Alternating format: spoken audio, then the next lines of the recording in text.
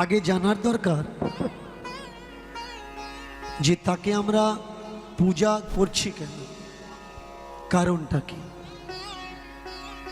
তিনি কৃষ্ণ ছিলেন সেই জন্য পূজা করছি, নাকি কৃষ্ণের চেয়েও তিনি বেশি কিছু ছিলেন? আগে জানা লাগবে তিনি ভগবান বলে আমরা তাকে পূজা করছি, নাকি ভগবানের থেকেও তিনি আরো বেশি কিছু, তার জন্য আমরা তাকে পূজা করছি।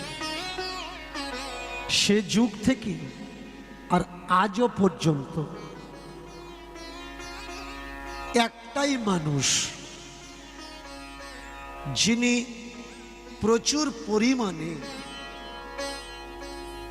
পাশে এসে দাঁড়ালেন যারা দুঃখী, যারা কাঙাল, যারা দলিত, যারা নীচ, যারা অপমানিত, যারা শোষিত, যারা নিপীড়িত, যারা নিষ্পেষিত, যারা পদদলিত, যারা সমাজের ঘৃণিত, যারা জাতিচ্যুত, সমাজচ্যুত, যাদের পাশে এসে তিনি দাঁড়ালেন। নদিয়া নবদ্বীপের বুকে তৎকালীন সময়ে যেখানে উচ্চবর্ণীয়রা একটা প্রবাদ ফেলায় রেখেছিল যে সর্বোচ্চ ব্রাহ্মণ আর সর্বনীচ শূদ্র, মাঝখানে বৈশ্য আর ক্ষত্রিয়। কেন? একটা যুক্তি, একটা তর্ক এরা লাগায়। পিতামহর ব্রহ্মার মুখ থেকে যিনি হয়েছে তিনি ব্রাহ্মণ, তিনি উঁচু জাত, আর পায়ের থেকে যে হয়েছে সে শূদ্র, সে নীচ জাত।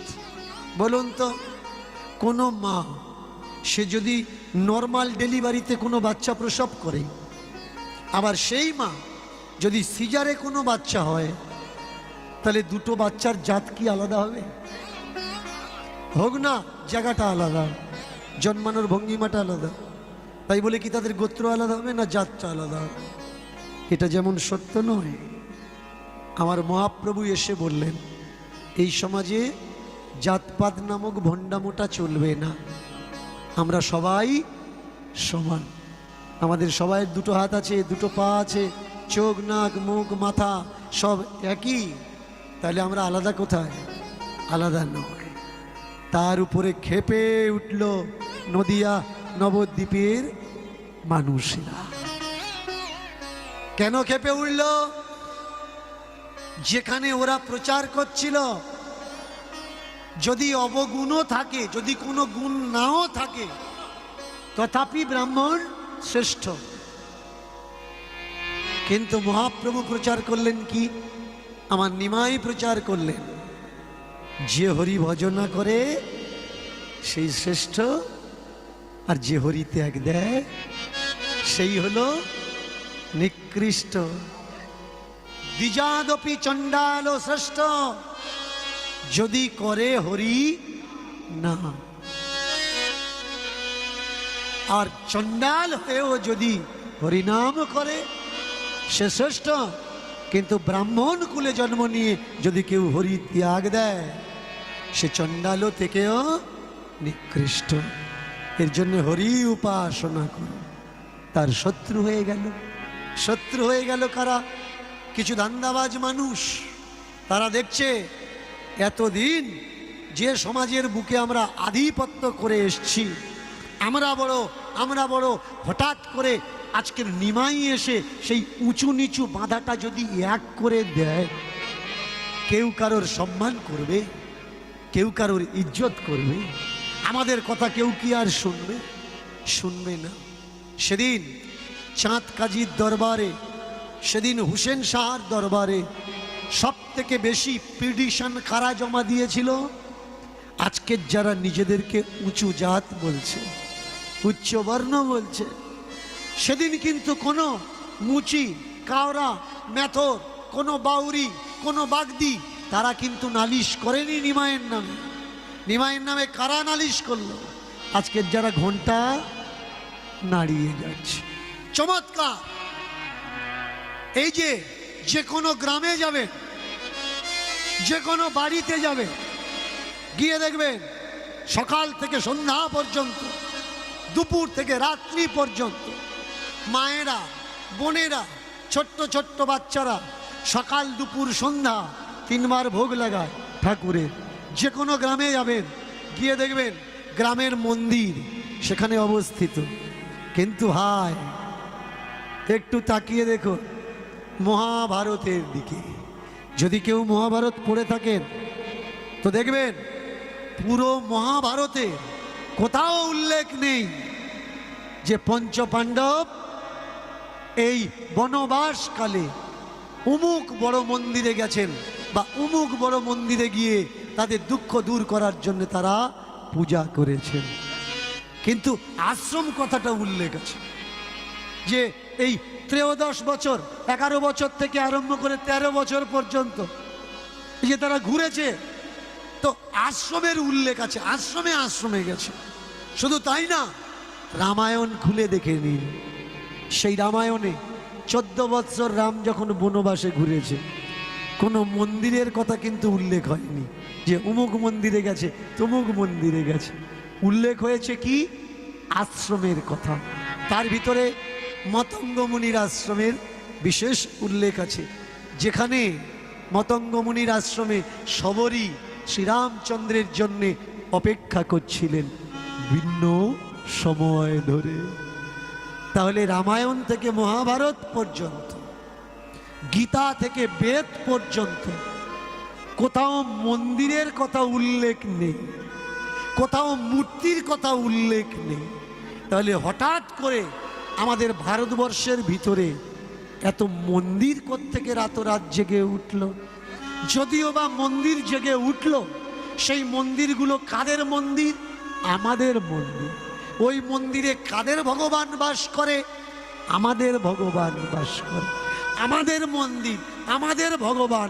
তাহলে আমার ভগবান আর আমার মাঝখানে ওই যে 3 নাম্বার ব্যক্তিটা দাঁড়িয়ে দাঁড়িয়ে হাত দোলাচ্ছে, ওকে একে আমার আর আমার ভগবানের মাঝখানে এর পরিচয়টা কি? এ কবে থেকে এই দেশে আসলো? এর জন্য একটু জানার দরকার। যারা পড়াশুনো করেছে তারা এ বিষয়ে, যারা পড়াশুনো করেছে এ বিষয়ে তারা ক্লিয়ারলি জানে যে এরা কোথা থেকে এদেশে এসেছে।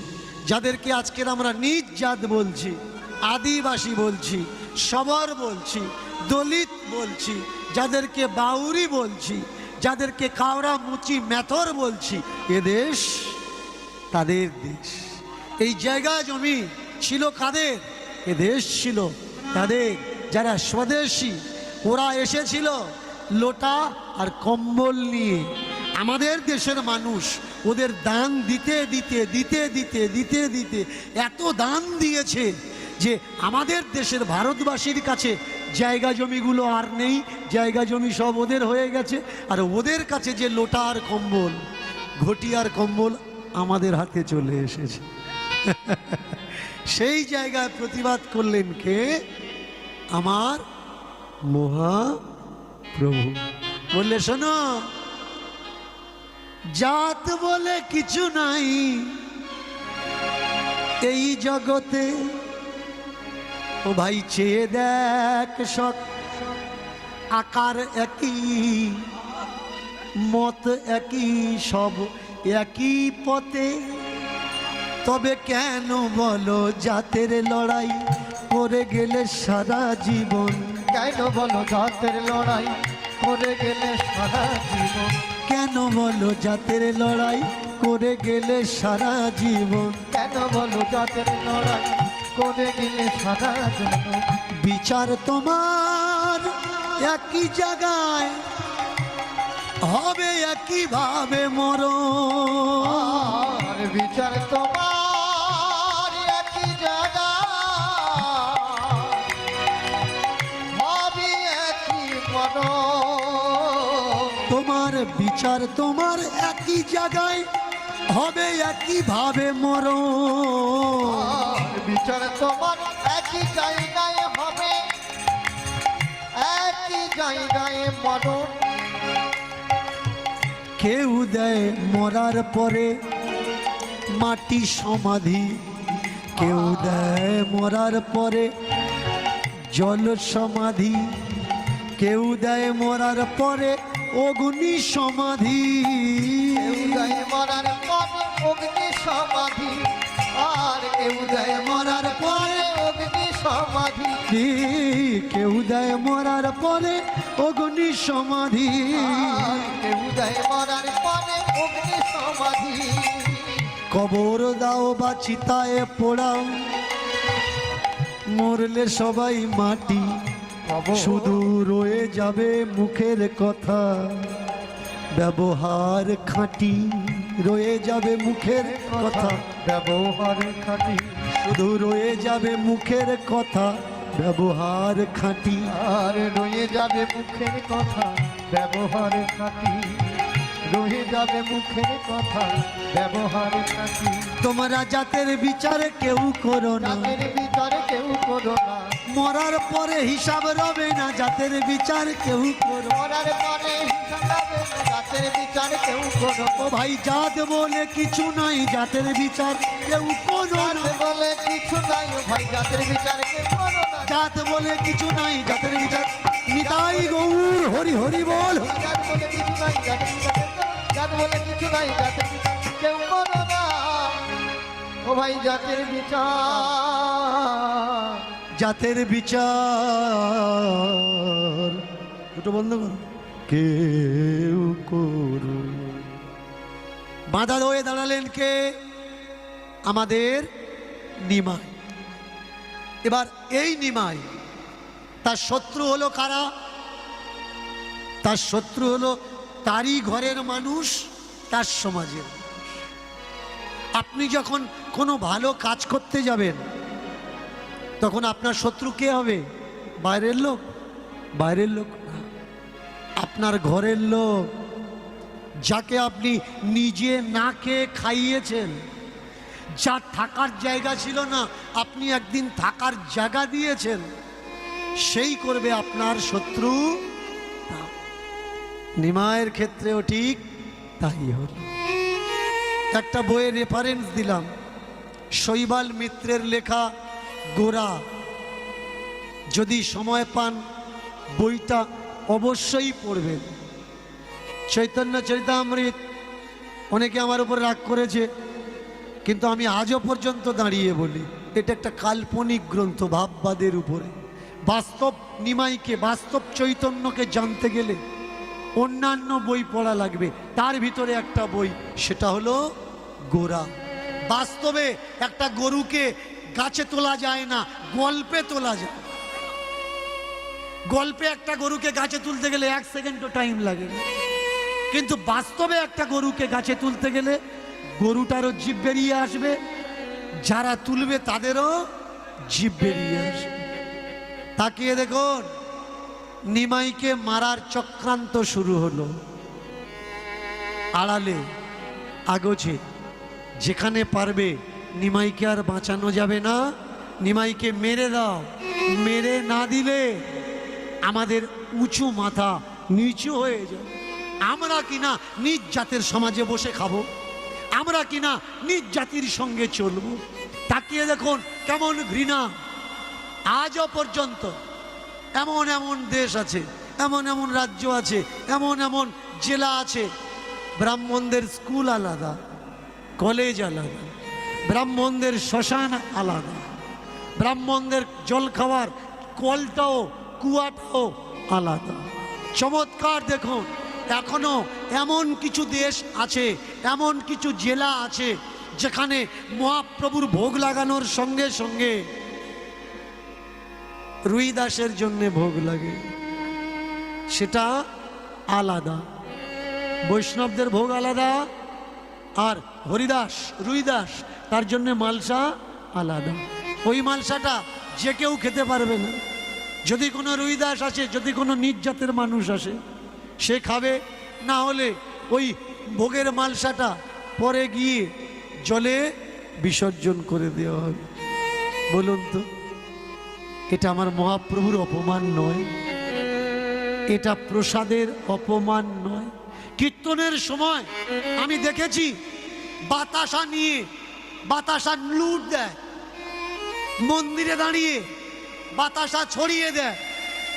এদিকে হয় কিনা জানি না, অনেক অনেক জায়গায় হয়। আমি তাদের বলি, তোমরা জানো কি এই বাতাসা ছড়িয়ে দেওয়ার ইতিহাসটা কি? জানো না? শোনো, তোমরা নিজ জাত, তোমাদের ছোঁয়া যাবে না, তোমাদের হাতে দেওয়া যাবে না। তার জন্য যারা উচ্চবর্ণীয় এই বাতাসা প্রসাদ নিয়ে ছড়িয়ে দিত যে তোমরা দুধ থেকে কুড়িয়ে খাও। অনেকে বলেছে না না না না না, এই ইতিহাস মিথ্যা। বাতাসা কেন ছড়ানো হয়? বাতাসা এই কারণে ছড়িয়ে দেওয়া হয়, মাটিতে সাধু গুরু বৈষ্ণবের চরণের ধুলো পড়ে, আর সেই ধুলো বাতাসার সঙ্গে লেগে যাবে। ওই যে গুড়িয়ে খাবে তার ভিতরে গেলে শুদ্ধ বৈষ্ণব ভক্তি হবে। তাহলে বাতাসা ছড়াচ্ছ কেন ভাই? যখন চিড়ের ভোগ মালসা ভোগ দাও, চিড়ে ভোগ ছড়িয়ে দাও, বাতাসার থেকে চিড়েতে আরো বেশি ধুলো লাগবে, গুড়িয়ে গুড়িয়ে খাবে, তোমাদের ভিতরে যাবে, আরো বেশিরভাগ বৈষ্ণবতা হবে, বৈষ্ণব ভক্তি হবে। আমি তো আজও পর্যন্ত বুঝলাম না যে বাতাসা গুড়িয়ে খেয়ে ধুলো শুদ্ধ খেয়ে লাভ হলো কি? পৃথিবীর তিন ভাগেরও বেশি কীর্তনিয়া চিটিংবাজ জোচ্চোর যারা এখানে দাঁড়িয়ে হরি কথা বলছে, মদ ছাড়া খায় না, গাঁজা ছাড়া খায় না, খৈনি ছাড়া খায় না, বিড়ি ছাড়া খায় না। তাহলে বাতাসা খেয়ে যারা বাতাসার কথা বলছে এদের লাভ হয়নি, যারা খাবে তাদের কি করে লাভ? সত্য আগে বোঝা লাগবে যে এর পিছনে সত্যটা কোনটা। না ভাই, এগুলো অসংস্কার, এগুলো কুসংস্কার। আর যে কুসংস্কারের বিরুদ্ধে আমার মহাপ্রভু লড়াই করেছিলেন, তাই আজকে আমরা তাকে পূজা করি, আমরা তাকে ভগবান মানি। আমাদের সবাইয়ের কর্তব্য, যারা নিমাইকে কৃষ্ণ বানিয়ে নিমাইয়ের মূল আন্দোলনকে চাপা দিয়েছে, আমাদের প্রত্যেকের কর্তব্য নিমাইয়ের সেই সত্যকে তুলে ধরে নিমাইয়ের পিছিয়ে যাওয়া কাজকে আমাদের এগিয়ে নিয়ে যাওয়া। বলুন তো ভাই, আপনার বাড়িতে আমি পূজা করতে যাচ্ছি, আমি আপনার বাড়িতে পূজা করতে যাচ্ছি, আপনার বাড়ির আমার ঠাম্মার বয়সী মেয়েটা আমাকে বসতে জায়গা দিয়ে আমার পাটা ধুইয়ে দিচ্ছে। বলুন তো আমার কাণ্ডজ্ঞানটা কি যে আমার ঠাম্মার বয়সী মেয়ে আমার পা ধুইয়ে দিচ্ছে আর আমি পাটা বাড়িয়ে চুপ করে আছি? যখন হয়েছে তখন হয়েছে, কিন্তু আজকের একবিংশ শতাব্দীতে এটা কি হওয়ার দরকার? এটা হওয়ার দরকার না। তোমার যদি মনে হয় হ্যাঁ আমি গুণী মানুষ, তুমি দূর থেকে আমাকে আশীর্বাদ করো, হাত জোড় করে বলো নমস্কার, যেটা আমাদের ভারতের সংস্কার। তাই মানে এই তো নয় যে ছোট্ট বাচ্চার পায়ে হাত দিয়ে প্রণাম করা লাগবে। কেন ভাই এই পাপ করছো? তুমি নিজে পাপ করছো, আর যাকে প্রণাম করছো তাকেও পাপীর ভাগীদার করছো। সত্যি যদি সামনেওয়ালা গুণী হয়, তাকে নমস্কার জানিয়ে ঈশ্বরের কাছে প্রার্থনা করো যে হে ঈশ্বর, এমন পুত্র সন্তান যেন আমার ঘরে জন্মায়, আমার নাতি যেন হয়, বা এমন যেন আমার ছেলে হয়, বা আমাদের বংশে এমন গুণী মানুষ যেন একটা আসে, এইটুকু কৃপা করো। তার মানে এই নয় তার বয়স জ্যেষ্ঠ আমি তার পায়ে হাত দিয়ে আমি প্রণাম করব, তার পা আমি ধোয়াবো। এটা অপসংস্কার, অপকালচার। আর যদি মনে হয় যে না অতিথি আসলে বয়স দেখতে হয় না, সকলার পা ধুইয়ে দিতে হয়, হ্যাঁ তাহলে এসো, তোমরা আমাদের বাড়িতে আসছো, আমরা যেমন পা ধুইয়ে দিচ্ছি আমরাও তোমাদের বাড়ি যাব, তোমরা পাও ধুইয়ে দেবে। সেবেলা তো ভাই করবে না। কেন? অতিথি দেব ভব, শুধু নিচু জাতের বেলা। যারা উঁচু জাত এরা শুধু পা ধোয়াতে জানে কিন্তু ধুইতে জানে না। চমৎকার দেখুন, যতগুলো পুরাণ লেখা হলো, পুরাণ মানে কি? পুরাণ মানে অধিকতর গল্প, গাঁজাখুরি গল্প। সারাদিন গাঁজা খেয়েছে, কি লিখবে লিখে গেছে, এটা হচ্ছে তার নাম হচ্ছে পুরাণ। সেই পুরাণে লেখা হলো ভগবানকে যতবার ভগবান ভক্তদের পরীক্ষা নিতে যাচ্ছে, কি বেশে পরীক্ষা নিতে যাচ্ছে? ব্রাহ্মণের বেশে পরীক্ষা নিতে যাচ্ছে। কেন? মেথরের বেশে পরীক্ষা নিতে গেলে অসুবিধে হতো। কাওড়া, বাগদি, হাড়ি, মুচি, বাউরি এদের বেশে পরীক্ষা নিতে গেলে অসুবিধে হতো। সাঁওতাল, জনগোষ্ঠী, আদিবাসী তাদের বেশে পরীক্ষা নিতে গেলে ভগবানের গায়ে দাগ লাগতো। যে এ বেশে তুমি কেন এসছো, তাহলে কি ভক্তরা পরীক্ষায় পাশ করতো না? ভগবান ব্রাহ্মণের বেশে আসছে কেন? চক্রান্ত করে কিভাবে ব্রাহ্মণকে উঁচু বানানো যায় তার ব্যবস্থা করা হয়েছে। শুধু তাই না, যিনি বলি দান যজ্ঞ করেছে, তার দান যজ্ঞে কে এসেছে? ছোট্ট একটা বনা, ছোট্ট একটা 1.5 ফুটের মানুষ, ব্রাহ্মণ, ব্রাহ্মণ বেশে দান নিতে এসেছে। ব্রাহ্মণ তো সত্যবাদী হয়, ব্রাহ্মণ তো ধার্মিক হয়। এসে বলল, আমার 3 পাদ ভূমি দান দাও। ভালো করে খেয়াল করবেন আমার কথাগুলো। আমার উপরে রাগ করতে আপনাদের কিন্তু 1 সেকেন্ড টাইম লাগবে না, কিন্তু আমার কথাগুলো আপনারা বিচার করে দেখবেন যে সত্যি কি আমার কথাগুলো শুনে রাগ করার দরকার নাকি বিচার বিবেচনা করার দরকার। ব্রাহ্মণ ছোট 1.5 ফুটের 1 হাত ব্রাহ্মণ, বড় ছাতা নিয়ে, ছোট্ট ছোট্ট পা, এসে বললে আমার 3 পাদ ভূমি দান দাও। অনেক ঘটনা ঘটলো, আপনারা জানেন। গুরু বলল দিও না, গুরু পরে গিয়ে অনেক বাধা দিল, কিন্তু বলি শুনলো না। যখন গঙ্গা জল নিয়ে সংকল্প করলো দেব, তখন কি করলো? তুই ফল্লিং ছাতার মতো বড় হয়ে গেলি। তাহলে তুই ব্রাহ্মণ না শয়তান? তো ছোট্ট ছোট্ট পা দেখে তবে তো বলি বলেছে যে দেবো, মেনে চলুন। আপনি হাত পেতেছেন, পেতে বলছেন দাও আমার 1 মুঠো মুড়ি দাও।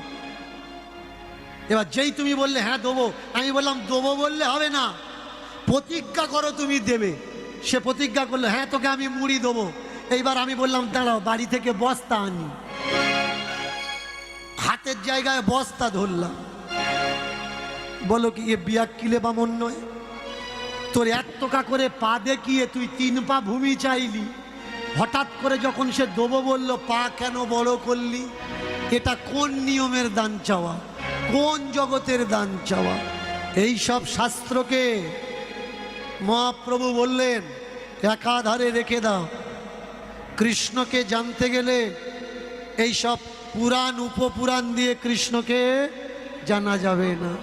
কৃষ্ণকে জানতে গেলে একমাত্র বৃন্দাবনের অ্যাঙ্গেল দিয়ে, বৃন্দাবনের নজর দিয়ে, বংশীওয়ালা মুরলিওয়ালা কৃষ্ণকে জানতে হবে।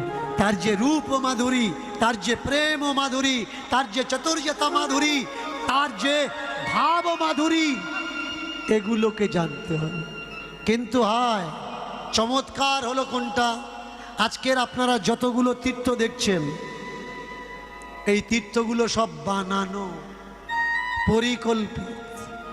দেবীর 51 পীঠের ভিতরে নয়নের তারা যেখানে পড়েছে, সেই তারা পড়া জায়গাটার নাম কি? তারাপীঠ। নয়নের তারা যেখানে পড়েছে তারাপীঠ। কিন্তু কিছু কিছু তীর্থের মানুষরা বলছে ওটা নকল তীর্থ, ওটা অরিজিনাল তীর্থ নয়। আরে ভাই, তীর্থগুলোই তো নকল, কোনোটা অরিজিনাল না। সবগুলো বানিয়েছে, ধান্দা করে জাল পেতে রেখেছে, যাতে আপনি তীর্থ দর্শনে যাবেন আর আপনার থেকে টাকা কড়ি লুট করা যাবে।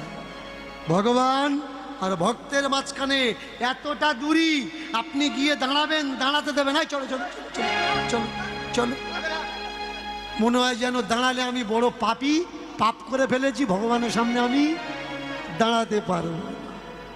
আবার গৌরহরি বললেন বর্তমান যে বৃন্দাবন, এই বৃন্দাবনে 3টে জিনিস অরিজিনাল আর বাকি সব নকল বানানো। এই যে বস্ত্রহরণ ঘাট দেখছেন, এটা নকল। ইমলিতলা দেখছেন, এটা নকল। দেখছেন আমার রাধারানী, ভগবান শ্রীকৃষ্ণ যেখানে কালীয় দমন করেছিল, কালীয় দমন ঘাট, আপনারা গিয়ে প্রণাম করছেন, এটা কালীয় দমন। এ সবগুলো ফার্জি, নকল। অরিজিনাল কোনটা? মহাপ্রভুর সময়কাল থেকে 3টে জিনিস আছে। মহাপ্রভুর সময় থেকে এ পর্যন্ত রাধাকুণ্ড, শ্যামকুণ্ড, গিরি গোবর্ধন, মধুর মধুর বংশী বাজে, সেই তো বৃন্দাবন। মহাপ্রভু যখন এসেছিলেন সেই সময় থেকে 3টে জিনিস আজও পর্যন্ত আছে। শ্যামকুণ্ড, রাধাকুণ্ড, গিরি গোবর্ধন, মধুর মধুর বংশী বাজে, সেই তো বৃন্দাবন। অনেকে বলল এখনো সেই বৃন্দাবনে বাঁশি বাজে বাজে রে। অনেকে বলে যারা সৎ মানুষ তারা শুনতে পায়। আমি বহুদিন ছিলাম বৃন্দাবনে, একদিনও বাঁশি শুনতে পাইনি। তার মানে আমি কি অসৎ? যে বাঁশি শুনেছে তার খুঁজে পায়। যদি আপনারা বৃন্দাবনে যান, কে কে বৃন্দাবনে গেছেন একটু হাত তুলবেন। যারা যারা বৃন্দাবনে গেছেন হাত তুলবেন। বৃন্দাবন গেছেন তো? বৃন্দাবনের সব থেকে ভয়ঙ্কর কি? বৃন্দাবনের বাঁদর। যদি চোখে চশমা থাকে ও কেড়ে নিয়ে ছুটে পালাবে। লোক দাঁড়িয়ে আছে, কিন্তু লোক যত দাঁড়িয়ে আছে, বাঁদর চশমা নিয়ে যত দূরে যাবে এনে দিলে রেট অত বেশি। যদি 3-4 হাত দূরে দাঁড়িয়ে থাকে বলবে 10 টাকা, 10 টাকা এনে দেবো, 10 টাকা এনে দেবো, 10 টাকা। যদি 10 হাত দূরে যায় এনে দেবো 50 টাকা, এনে দেবো 50 টাকা। আপনি দেখলেন টাকা যায় যাক, ওদের কাছে চানা আছে, খাবার আছে, টুক করে ফেলে দেয়। আর বাঁদরগুলো মনে হয় এদের সঙ্গে বাপ ব্যাটার মতো সেটিং করা। যেই খাবার ফেলে দেয় চশমা ফেলে খাবার নিয়ে। ব্যাগ নিয়ে আপনি বৃন্দাবনে যেতে পারবেন না, ব্যাগ কেড়ে নিয়ে চলে যাবে। টুপি মাথায় দিয়ে আপনি বৃন্দাবনে যেতে পারবেন না, টুপি আপনার কেড়ে নিয়ে চলে যাবে। আর সব থেকে যেটা নোংরা বিষয় সেটা হলো কি, বৃন্দাবনে যতগুলো আশ্রম আছে আমার জানা নেই কটা আশ্রমের পায়খানার চেম্বার আছে। আমি গোপীনাথ বাগে ছিলাম, কাটিয়েছি বহু সময়কাল। ডাইরেক্ট পায়খানা করবেন, পায়খানার থেকে নালিতে, আর ওই নালির থেকে জল গিয়ে সরাসরি পড়ছে যমুনায়। আপনি গিয়ে যমুনায় ডুব দিচ্ছেন, এই সেই যমুনা, এই সেই যমুনা, এই সেই যমুনা। কিন্তু ওরা কখনো ডুব দেয় না। ওরা জানে এটা দিল্লি থেকে বয়ে আসা কারখানা, কলকারখানা, ফ্যাক্টরির কেমিক্যাল জল। আর দিল্লির যত নোংরা আবর্জনা আর বৃন্দাবনের বাস করা মানুষের পায়খানা মল, পেশাব আর পায়খানা মল। তাহলে কোথায় সেই যমুনা? কল্পনায় কবি একটা দেতো মেয়েকে রূপসী বানাতে পারে, কিন্তু আগে দেখতে হবে বাস্তবে কি সে রূপসী নাকি দেতো কালো বিচ্ছি। যতক্ষণ তীর্থে আপনি না যাবেন এর সত্যটা বুঝতে পারবেন না। মায়ের আবার বলুন, তীর্থে যাওয়া উচিত কি উচিত নয়? কথা বলতে হবে কিন্তু। এটা কি হচ্ছে বলুন তো? গল্প বলছি আমি। গল্প কে বলে? দাদু দিদিমারা গল্প বলে। আজকের আমি দাদু, আপনারা নাতি নাতনি। গল্প বললে কিন্তু হু হ্যাঁ দেওয়া লাগবে। হু হ্যাঁ না দিলে গল্প বলে মজা নেই, শুনেও মজা নেই। আমি গল্প বলবো, তুমি হু দেখা করবে না, অন্যদিকে তাকিয়েছে, তাহলে কিন্তু ভালো লাগবে না। তীর্থে যাওয়া উচিত কি উচিত নয়? ভালো তো সবাই জানে তীর্থে যাওয়া ভালো, কিন্তু আমার মহাপ্রভু বললেন তীর্থে যাওয়া উচিত না। আমার কথা নয়, আমার মহাপ্রভুর মুখের কথা। মনের ভুলে কদাচ তীর্থে না যাইবে, গিরি গোবর্ধনে উঠে কভু গোপাল না দর্শিবি। কেন? মহাপ্রভু ভারতবর্ষের যত তীর্থ ঘুরে ঘুরে, পায়ে হেঁটে ঘুরে ঘুরে দেখে নিয়েছে। তীর্থে বদমায়েশ লোক ছাড়া ভালো লোক তীর্থে নেই। কি করে আপনার টাকা কেড়ে নেবে এদের সেই চিন্তা। ছোট্ট ছোট্ট ঘর, একটা ছোট্ট খাট, 1200-1300 টাকা করে নাইট। দেয়াল গরম, থাকতে পারবেন না। এসির কথা তো বাদই দিন, আপনি দুজনে থাকলে ভালোভাবে পাশ ফিরতে পারবেন না। 1400-1500 টাকা। সিজনে যদি যান আপনার তো ফুটপাতে শুয়ে থাকা লাগবে। শুধু তাই নয়, আপনি তীর্থে গিয়ে আপনি মনে করবেন তীর্থে এসেছি, তাহলে ঠাকুরের চরণে একটু প্রসাদ চড়াই, একটু ভোগ কিনবেন, প্রসাদ কিনবেন। ছোট্ট একটা শাল পাতার কাটরি করে রেখেছে, তাতে 2টো নকুলদানা, 2টো বাতাসা, 2টো ফুল, ধান, দুব্বো, একটা পাতাতে একটু সিঁদুর লাগিয়ে দিয়ে কত টাকা? 51 টাকা। আপনি বললেন এই কটা জিনিস 51 টাকা, একটু কম নিন না। সঙ্গে সঙ্গে আপনার জ্ঞান দিয়ে ছেড়ে দেবে, ওমা প্রসাদের মূল্য ধরতে নেই। তাহলে তুই প্রসাদ বিক্রি করছিস কেন? প্রসাদ বিক্রি করতে আছে বেচছিস কেন তুই প্রসাদটা? চমৎকার হলো কোন জায়গায়? আপনি ভাবলেন এগুলো দেবো না, ঠাকুরকে একটা নারকোল কিনে দিই, ঠাকুরকে নারকোল সেবা দেবো।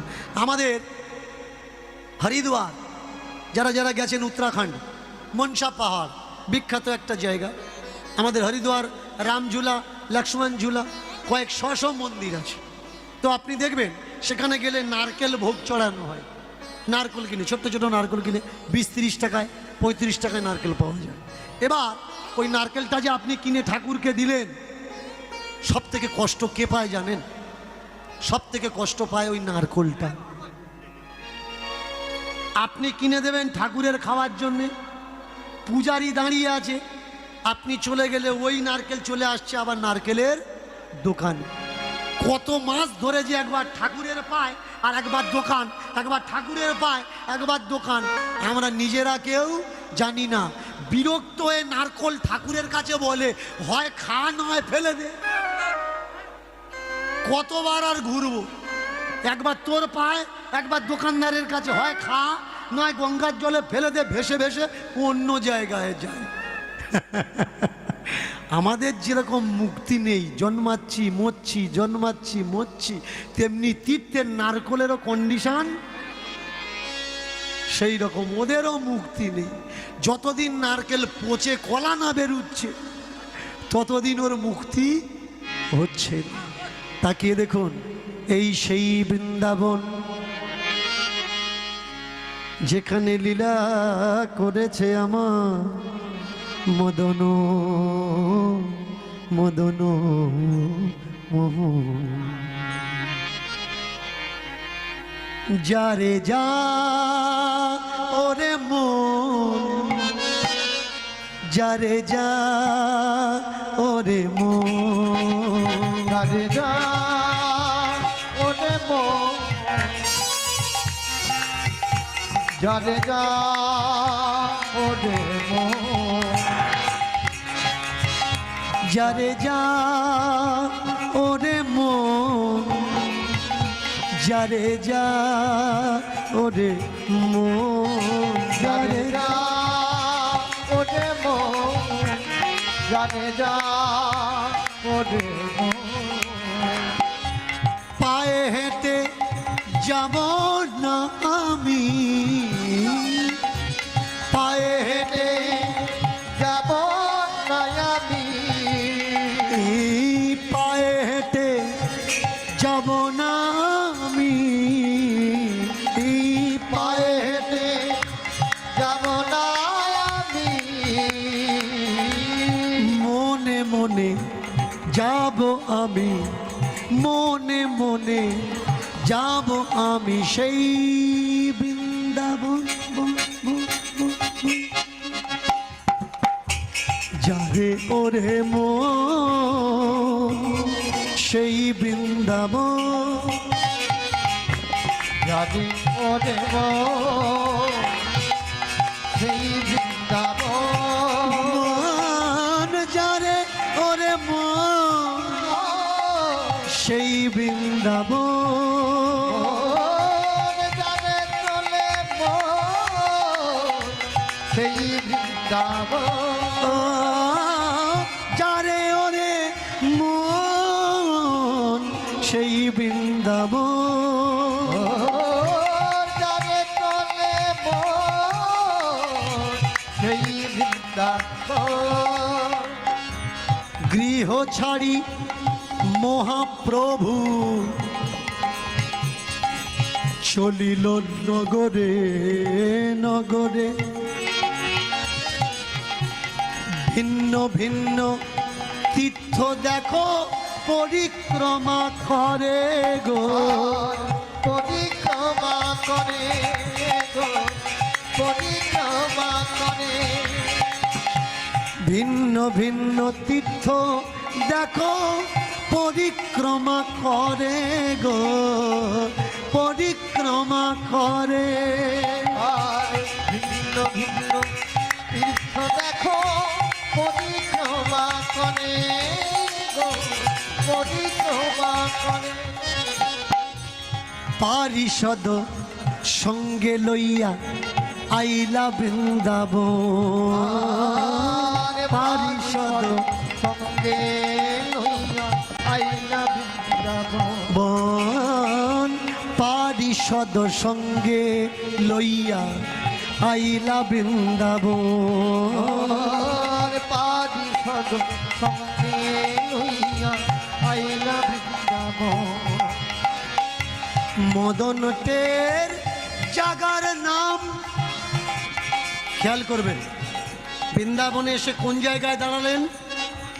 মদনটের জাগার নাম কইলা দর্শন। মদনতে জায়গার নাম কইলা দর্শন মদনটের জাগার নাম কইলা দর্শন।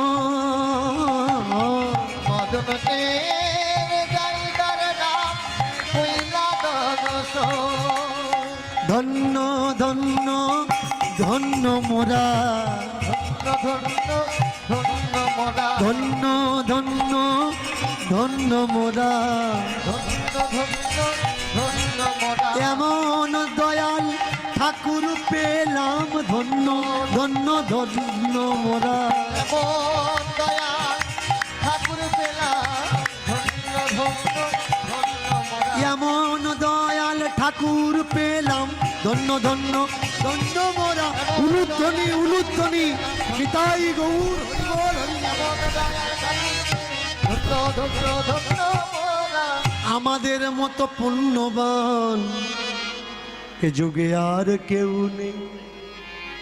ধন্য কলিযুগ ধন্য এই কলিযুগ যুগর মতো যুগ অন্য কোনো যুগ আর নেই।